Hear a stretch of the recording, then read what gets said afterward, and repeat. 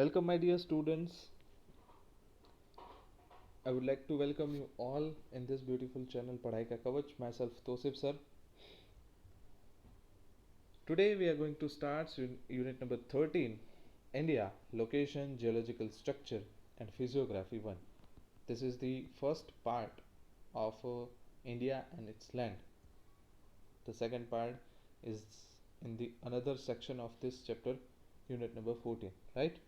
So let us start without wasting our time. First topic of this chapter is India cultural Confluence. Bharat अलग अलग संस्कृति की विविधताओं से कैसे समृद्ध बना, उसके बारे में जानकारी यहाँ पे दी गई है. India holds a unique position among the countries of the world. India is a country having largest democracy and its culture is one of the oldest in the world. Bharat का जो एक स्थान है पूरी दुनिया के अंदर वो बहुत ही विशेष है. आगे देखेंगे कैसे, हाउ इट इज़ डाइवर्सिफाइड. और भारत की लोकशाही पूरे विश्व के अंदर सबसे पुरानी और विख्यात और सबसे बड़ी डेमोक्रेसी है. The coordinating attitude of our cultural has not discarded any religion, race और people, but has accepted them wholeheartedly. हमारा जो एक सहकारपूर्ण व्यवहार है हमारे संस्कृति का, उन्होंने किसी भी धर्म, जात और भाषाओं के लोगों का अनादर नहीं किया. हमने उन सभी लोगों का स्वीकार किया जो भारत के अंदर आए. उन्हें पूरे दिल से हमने स्वीकारा.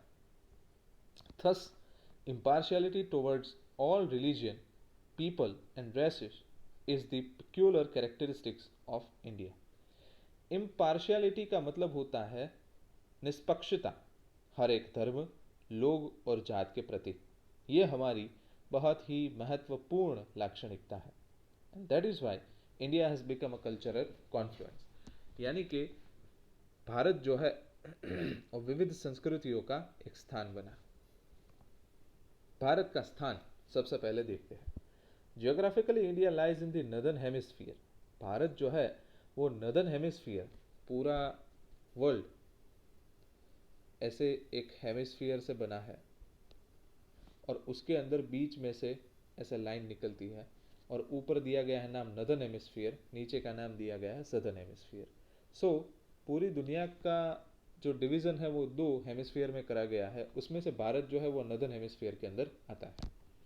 It extends up to the southern part of Asian continent. और एशिया खंड के दक्षिण के अंदर भारत का स्थान बसा हुआ है. The span of the mainland of India extend from 8 degree 4 minute to 37 degree 6 minute north latitudes and 68 degree 7 minutes to 97 degree 25 minutes east longitudes. ये डिग्री और लॉन्जिट्यूड्स और लैटिट्यूड्स क्या है हम आगे फिगर के अंदर समझेंगे. ठीक है. भारत के अंदर ऐसी लाइन है कि जिसे ट्रॉपिक ऑफ कैंसर कहा जाता है. वो गुजरती है बीचों बीच में से, जो भारत के दो भाग करती है. असल में भाग नहीं करती, बट भारत को दो डिवीजन में डिवाइड करती है. It is passing through the 23 degree 5 minute from north latitude. Okay. The tropic of cancer divides the country into two parts as it passes through the middle of India, as I already told. मतलब देखो, ये पूरा का पूरा विश्व है और विश्व के अंदर भारत जो है, सपोज यहाँ से अगर दो पार्ट हो जाए पूरे विश्व के, इस तरीके से, then it is a northern hemisphere and it is a southern hemisphere. So the India lies in the northern hemisphere. और अब बात करते हैं दुनिया से उठ के अंदर थोड़ा जाते हैं एशिया की. तो ये ग्रीन कलर का जो आपको यहाँ पे प्रांत दिख रहा है वो है एशिया, यहाँ तक का. तो एशिया का अगर आप मैप देखोगे तो उसमें से जो ये बीच में से लाइन निकलती है, तो ये एशिया को दो पार्ट में डिवाइड करती है, नॉर्थ और साउथ. ठीक है. तो इंडिया जो है वो एशिया के सदर्न सेक्शन में और दुनिया के नदर्न हेमिस्फीयर में लाई करता है. Now let us talk about the longitude and latitude. तो सबसे पहले तो लैटिट्यूड की बात करते हैं. लैटिट्यूड किसे कहते हैं? लैटिट्यूड यानी कि पूरी दुनिया के मैप को, यानी कि पूरा जो गोला है विश्व का, उसको हॉरिजॉन्टल लाइंस ऐसे खींची गई है ताकि किसी का लोकेशन मालूम कर सके कोऑर्डिनेट पता करके, और ऐसे वर्टिकल लाइंस भी खींची गई है। वेट अ सेकेंड, इस तरीके से, ठीक है। ये वर्टिकल लाइंस भी खींची गई है इन द सेम वे, और हॉरिजॉन्टल लाइंस भी खींची गई है। तो ये जो हॉरिजॉन्टल लाइंस होती है उसे हम क्या नाम से जानते हैं? लेटीट्यूड्स। किस नाम से जानते हैं? लेटीट्यूड। तो यहाँ पे अगर मैं आपको दिखाऊं, सॉरी उसकी पोजीशन में आगे दिखाऊंगा थोड़ा जूम करके, तो ये मालूम चल गया लेटीट्यूड किसे कहते हैं। अभी लॉन्जिट्यूड की बारी। लॉन्जिट्यूड का मतलब क्या होता है कि जो ये वर्टिकल लाइंस इस तरीके से है,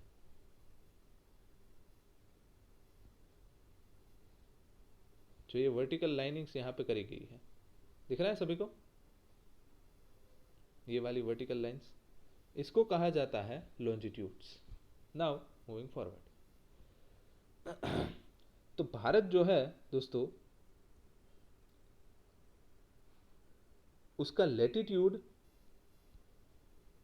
8 डिग्री 4 मिनट से लेकर 37 डिग्री 6 मिनट तक है। मतलब जो हॉरिजॉन्टल लाइंस है वो यहाँ से, देखो यहाँ पे दिख रही है 60 40 80, वैसे यहाँ पे यहाँ जो पास कर रही है वो 8 डिग्री की लाइन है, और भारत यहाँ पे ख़त्म हो जा रहा है। मतलब यहाँ पे देखो 40 के नीचे कितना आएगा? 37 डिग्री। ओके, सो 8 से लेके 37 डिग्री तक लेटीट्यूड में बसा है भारत। और यहाँ पे देखो ये 60 वाली लाइन नज़दीक दिखाई रही है आपको, 60 से लेके 100 तक ये लाइन, तो इसके बीच में भारत कहीं पे बसा है। 68 डिग्री 7 मिनट से 97 डिग्री 25 मिनट्स, तो 68 डिग्री से लेके 97 डिग्री, तो यहाँ पे 60 डिग्री था तो उससे आगे 68, और यहाँ पे 100 डिग्री ख़त्म हो जा रहा, तो वहाँ से थोड़े दूर 97 डिग्री, ठीक है। तो इसके बीच में भारत की पोजीशन लाई करती है। It is the location of India. It's northern part is spread more in the east west direction. जो भारत का नदर्न पार्ट है, यानी कि ये वाला, ये ईस्ट यानी कि ये वाली साइड, और नॉर्थ डायरेक्शन में काफ़ी फैला हुआ है, ये कहने का आशय है यहाँ पे। East and west direction. Bharat का जो नदर्न पार्ट, यानी कि सपोज यहाँ से ट्रॉपिक ऑफ कैंसर अगर गुजरे, तो ये ईस्ट पार्ट और ये वेस्ट पार्ट फैला हुआ है, मतलब चौड़ा है, वहाँ पे उसकी विड्थ ज़्यादा है। The great plains and the Himalayan mountain system are in this part. जो हिमालयन रेंज है, यानी कि हिमालय पर्वत की जो रेंजेस है वो इस पार्ट के अंदर आती है। The area to the south of tropic cancer has triangular shape and tapers towards the south. यानी कि ये ट्रॉपिक ऑफ कैंसर अगर यहाँ से पास हो तो उसके साउथ का रीजन, यानी कि ये वाला, वो जो है वो इस साउथ सेक्शन के अंदर, दरिए के अंदर डूबा हुआ वैसा लगता है। So it is called peninsular प्लेटो, ठीक है। साउथ के अंदर डूबा है, उसे क्या कहते हैं? Peninsular Plato. It includes the eastern coastal planes and the narrow western coastal planes. Coastal plain का मतलब ये होता है दरिया के नज़दीक जो भी मैदान होते हैं। सो जो पूर्व दिशा के मैदान है, दरियाई मैदान, वो, और काफ़ी नैरो पश्चिम के दरियाई मैदान है, वो इस रीजन के अंदर आए हुए हैं।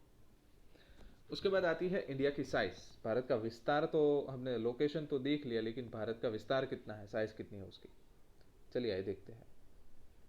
The latitudinal as well as longitudinal extents of India are almost equal, which is about 30 degree. मतलब लेटिट्यूडनल और लॉन्जिट्यूडनल, ये जो भारत का प्लेन है, सपोज हमारा भारत जो है वो इस तरीके से है ना कुछ, ठीक है। तो ईस्ट से वेस्ट और नॉर्थ से साउथ लगभग लगभग उसका डिस्टेंस सेम है, बिकॉज यहाँ से पता चलता है। The length between Ladakh to Kanyakumari is 3214 kilometre, and width, length का मतलब होता है यहाँ पे ऊंचाई, और विथ जो है वो पश्चिम में गुजरात से शुरू करके अरुणाचल प्रदेश तक 2933 किलोमीटर, मतलब चौड़ाई उसकी है 2933 kilometre, while the length is 3214 kilometre. There is a difference of 2 hours in the local times between Gujarat in the west up to Arunachal Pradesh in the east due to the longitudinal difference. क्योंकि पृथ्वी हमारी है वो पश्चिम घूमती है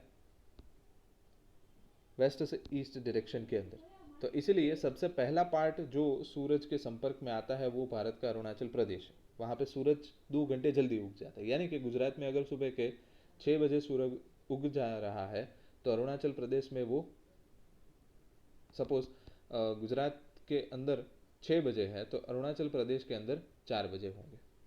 ठीक है, वो हमारे से 2 घंटा पहले है, 2 घंटे का डिफरेंस है।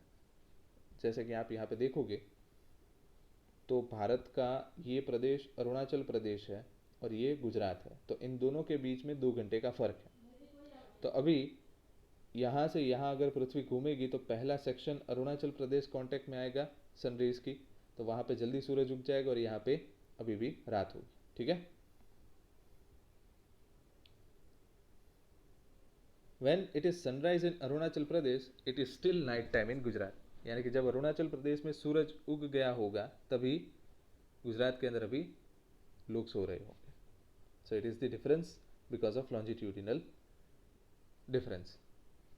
The standard meridian in India is 82 degree 30 minute east longitude, यानी कि भारत का स्टैंडर्ड मेरिडियन यानी कि जहाँ से टाइम डिसाइड होता है स्टैंडर्ड मेरिडियन वो 82 डिग्री 30 मिनट है, यानी कि यहाँ पे 82 डिग्री, यहाँ पे 60, यहाँ पे कुछ लाई करता है। ठीक है, it passes through 5 states. Its local time is accepted as the standard time of India, यानी कि भारत का प्रमाणित समय जो है वो स्टैंडर्ड मेरिडियन के हिसाब से गिना जाता है। भारत का विस्तार एरिया अभी कितना है? Total area of India is 32 lakh square kilometre and India ranks 7 in the world in terms of area. विस्तार के मामले में भारत का एरिया जो 32.8 लाख स्क्वायर किलोमीटर है उसके हिसाब से हम दुनिया में 7वें क्रमांक के ऊपर है। Other 6 countries larger than India are, Russia सबसे बड़ा, उससे छोटा Canada, USA, China, Brazil and then after Australia. ठीक है, विस्तार के हिसाब से हम 7वें क्रमांक पे है और हमारे से ज़्यादा एरिया जो है वो Russia, Canada, USA, China, Brazil और ऑस्ट्रेलिया का है। The land area of India lies in south Asia, जैसा मैंने कहा कि एशिया के मैप में इंडिया जो है वो साउदर्न सेक्शन के अंदर लाई करता है। In the north lofty mountain ranges are spread over hundreds of kilometre from west to east direction. Lofty यानी कि बहुत ही ढलान वाली सर्फेसिस है नॉर्थ की डायरेक्शन में भारत की। That is why the commuting with Tibet and China is possible only through passes located at high altitude, यानी कि बड़ी ऊंचाई के ऊपर के जो रास्ते हैं उसको पास कहा जाता है, वहाँ से ही चाइना और तिब्बत जाया जा सकता है। Bay of Bengal lies to the east, Arabian sea to the west and Indian ocean to the south of peninsular India, यानी कि भारत का तीन जमीनी स्तर जो है वो समुद्र से कनेक्टेड है। बंगाल की खाड़ी ईस्ट में, यानी कि यहाँ पे बे ऑफ बंगाल आ जाता है, यहाँ पे अरब सागर और जो ये रीजन है इसे इंडियन ओशियन कहा जाता है। कभी कभी बार ऐसा भी क्वेश्चन होता है कि सर इंडियन ओशियन नाम कैसे पड़ा? तो इंडियन ओशियन इसीलिए नाम पड़ा क्योंकि आप देखोगे कि यहाँ पे ये जो श्रीलंका का सेक्शन है वहाँ से लेके डायरेक्टली हम एंटार्क्टिका तक जाए तो बीच में कोई कंट्री नहीं आता, तो मतलब वो समंदर का जो हिस्सा है वहाँ से ही ज़मीन शुरू होती है और उसके आगे डायरेक्टली हम पोल के ऊपर चले जाते हैं। देखो यहाँ पे इस सेक्शन में कोई भी कंटिनेंट है नहीं है, यहाँ से लेके यहाँ तक कोई भी कंटिनेंट नहीं लाई करता है। That is why this ocean is known as Indian Ocean, Hind महासागर जिसे कहा जाता है। The sea is utilised as a water wing, पानी के रास्तों के लिए इस्तेमाल किया जा रहा है। Even though the land routes are obstructed by surrounding mountains, India has accepted all cultural elements arriving from outside and this have merged into Indian society. उसके बाद का पॉइंट है strategic location of India. India holds a strategic location in eastern hemisphere, यानी कि पृथ्वी के पूर्व भाग के अंदर जो हेमिस्फीयर है उसके अंदर बहुत ही एक स्ट्रेटेजिक यानी कि आयोजन पूर्वक का उसका स्थान है. It has a strategic importance also. How? We will know. Oceans have contributed immensely to developing mutual relation in ancient times.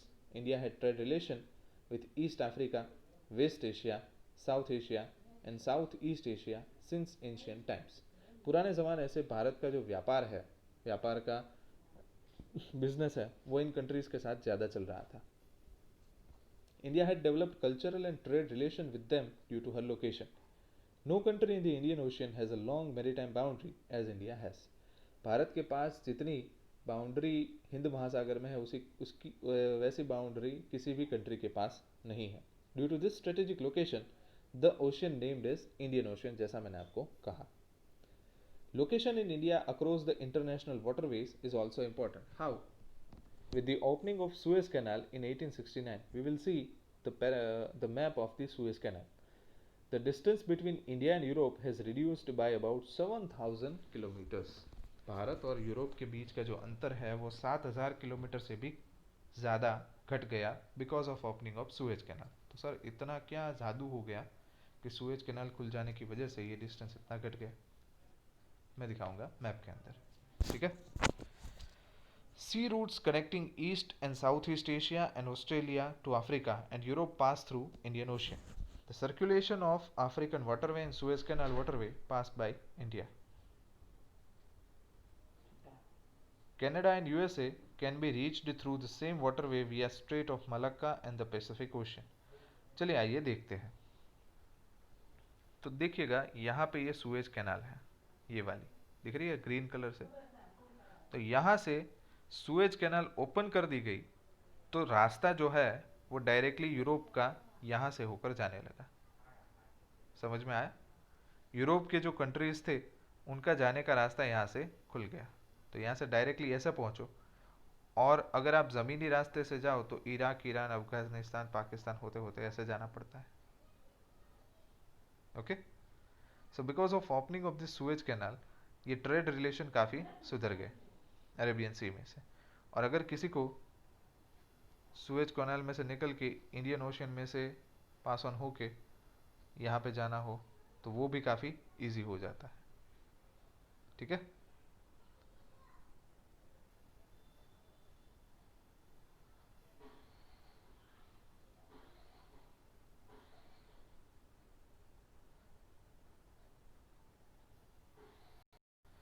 India has contacts with many countries since many centuries. Goods and ideas are being exchanged since ancient times.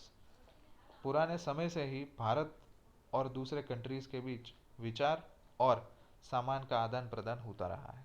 Similarly, concepts of Upanishads, stories of Ramayana and Panchatantra, therapeutic methods, Indian numerical figures and decimal system, etc. could reach many parts of the world. Bharat के कई कई राज्यों के अंदर जो उपनिषद, यहाँ की जो हमारी संस्कृति है उसका विस्तार हुआ अलग अलग दिशाओं में. जैसे कि योग विद्या का अभी जो अभ्यासक्रम है और योग विद्या जो है वो काफ़ी प्रचलित है यूरोप के अंदर भी. सिर्फ भारत के अंदर ही योग किया जाता है ऐसा नहीं. ठीक है. India has an important location. India has an important location in South Asia. There are 28 states, 1 national capital and 7 union territories in India.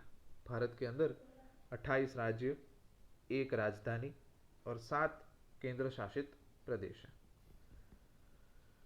Neighbors of India. Bharat के मित्र राष्ट्र कितने हैं? India has common land boundary with neighbor countries like Pakistan and Afghanistan in northwest, China, Nepal, Bhutan in northeast, Myanmar and Bangladesh in the east, Sri Lanka and Maldives in the south. Let us see.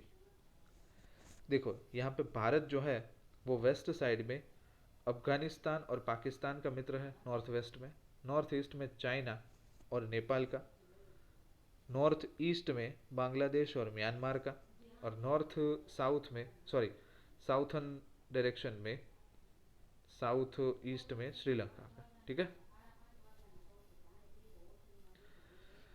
Maldives or Sri Lanka in the south. India and Sri Lanka are separated by Pulk Strait and Gulf of Munnar. जो India और श्रीलंका है वो मुन्नार की खाड़ी के द्वारा अलग किए गए हैं. Lakshadweep islands are in the Arabian sea. अरब सागर के अंदर लक्षद्वीप आइसलैंड यहाँ पे है, देखो. Andaman Nicobar islands are in the bay of Bengal. Bengal की खाड़ी के अंदर यहाँ पे अंडमान निकोबार आइसलैंड दिखेंगे नहीं, लेकिन इस रीजन में अंडमान निकोबार आइसलैंड्स है. वहां तक हमारी समुद्र के अंदर हमारी सरहद है. ठीक है, तो आज यहाँ तक रखते हैं, नेबर्स ऑफ इंडिया तक. नेक्स्ट लेक्चर में इसके आगे का सेक्शन पढ़ेंगे. Thank you.